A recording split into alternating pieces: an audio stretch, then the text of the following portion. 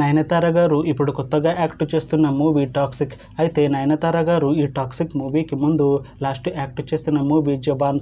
అయితే జబాన్ movie release అయ్యి 2 years అయిపోయింది.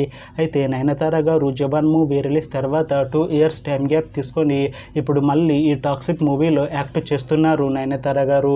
చూడాలి నయనతార గారికి ఈ టాక్సిక్ మూవీతో కూడా ఒక మంచి హిట్ వస్తుందా లేదా అనేది మనం ఈ టాక్సిక్ మూవీ రిలీజ్ అయ్యాక చూడాలి.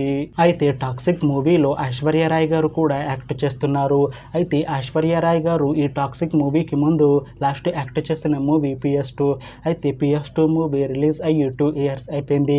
అయితే ఐశ్వర్య రాయ్ గారు PS2 మూవీ రిలీజ్ తర్వాత 2 ఇయర్స్ టైం గ్యాప్ తీసుకొని ఇప్పుడు మళ్ళీ ఈ టాక్సిక్ మూవీలో యాక్ట్ చేస్తున్నారు ఐశ్వర్య రాయ్ గారు.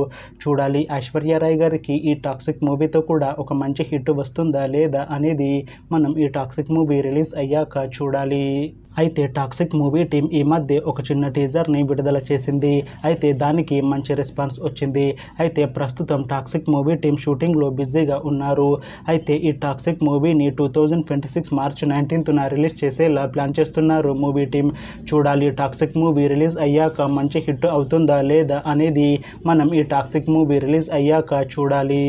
Thanks for watching this video friends. మీకు ఈ వీడియో నచ్చితే ఈ వీడియోని లైక్ చేయండి.